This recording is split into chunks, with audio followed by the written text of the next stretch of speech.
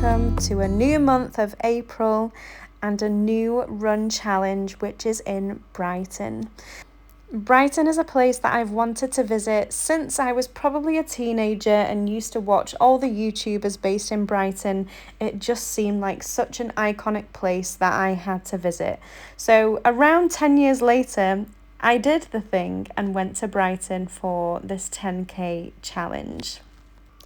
We headed down on late Friday night and then stayed until Sunday, which is when the event was. So we had the whole of Saturday to explore the town and get lots of good food along the way.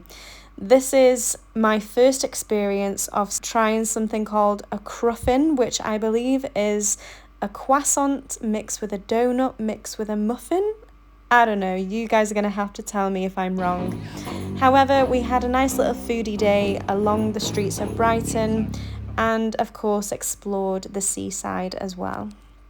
In the interest of finances, we decided to stay outside of Brighton in a place called Hurstpierpoint, I believe, which was extremely more cost effective, with Brighton hotels and Airbnbs being around £200 per night. The place that we got in the countryside, which was only 20 minutes away, worked out to be around £60 per night, so it was certainly worth it.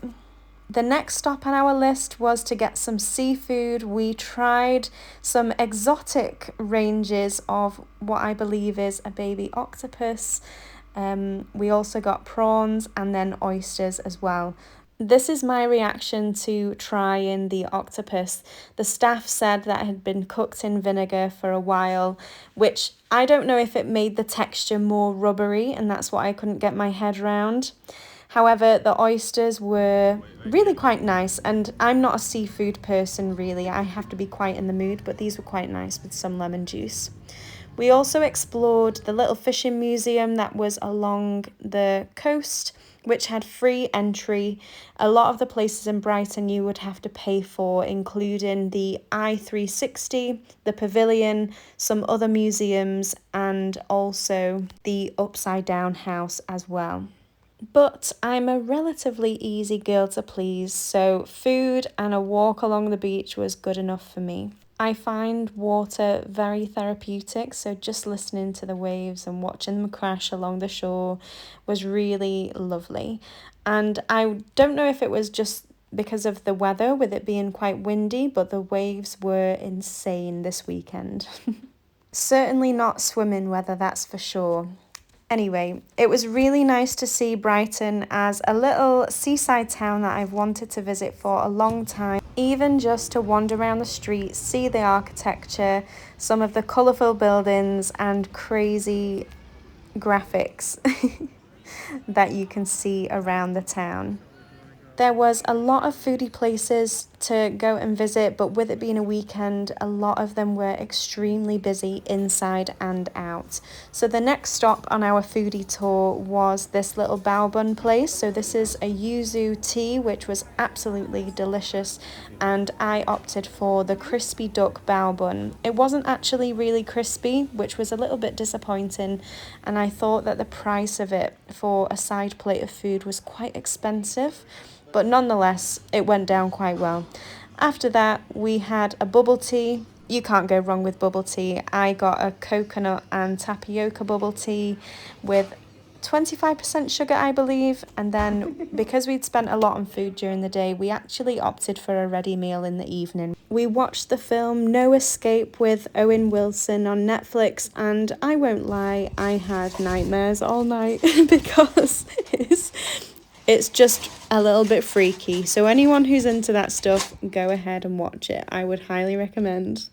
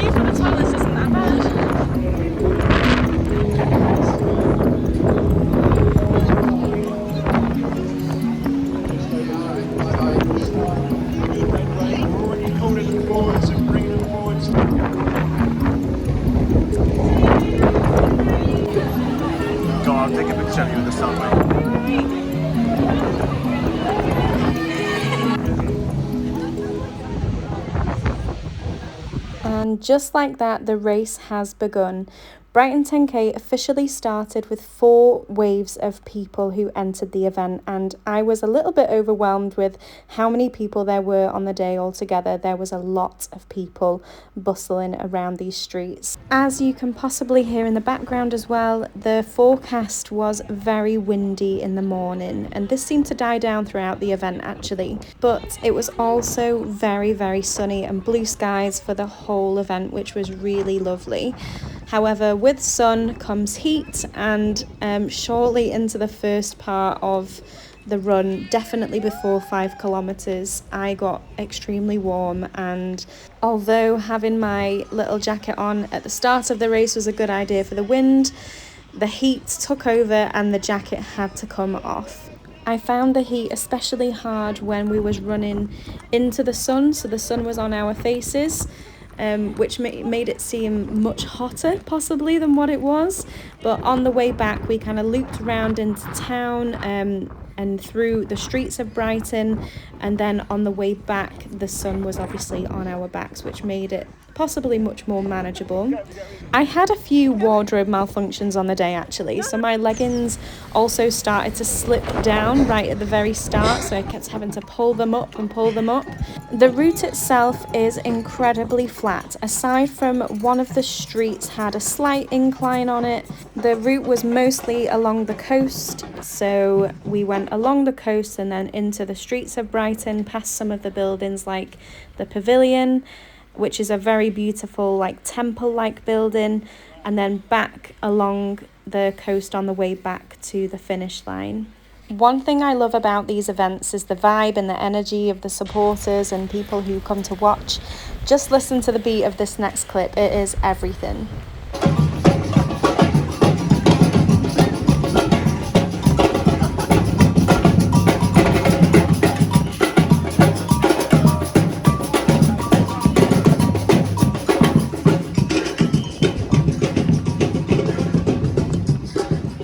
I don't know if it's just psychological, but I do find routes like these ones where you kind of loop back on yourself more difficult from a psychological point of view, because I feel like they feel really long. So when I got to the 5k point, I felt like I had been running for about 10 days. It did feel extremely long. But that being said, I want to be a little bit more kind to myself on this running journey that I'm enduring, because running was a skill that I've always found quite difficult, and I seem to fatigue really easily, as you can see by my little tomato face over there.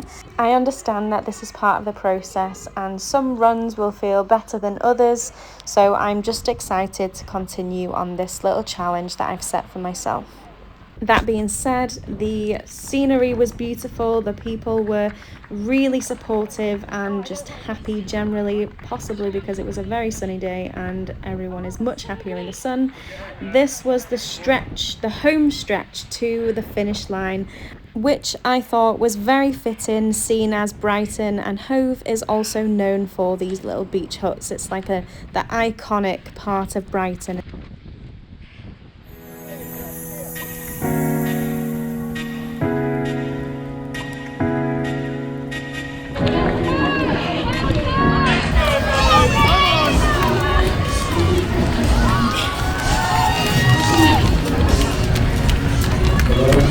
Well,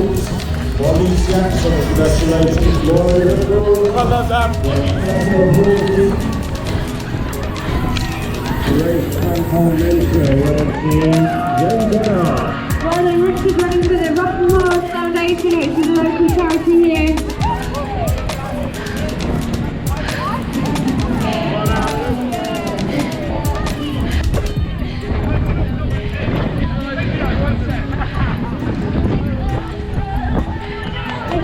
I forgot about that part. Thank you.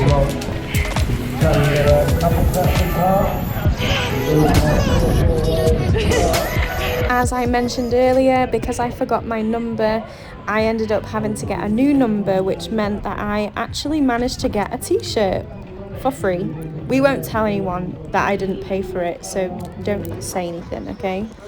But I got myself a t-shirt. Unfortunately, there weren't any goodie bags for this event. It was just the water bottle and the medal, which I'm not mad about, but it definitely would have been nice to have a little snack for the way home. The overall highlight of Brighton 10k for me would have to be the coastal route and the fact that it was a bright and beautiful day for us to run. I also get to tick off Brighton as a new town that I have now explored, since this has been a childhood dream of mine for a long time. Shortly after we arrived back to the Airbnb, my text result came through as an hour, 5 minutes and 55 seconds, which means that this one isn't a PB, but that is absolutely okay. I'm more than happy to have got the time that I did, and it's also in line with what I've been finishing in recent events too. So we headed back to the Airbnb, we ate, we cleaned up, and then headed back home on what was the 6-hour journey with traffic all the way back to North Wales. If you've made it this far, thank you, and I'll see you in May for the next one.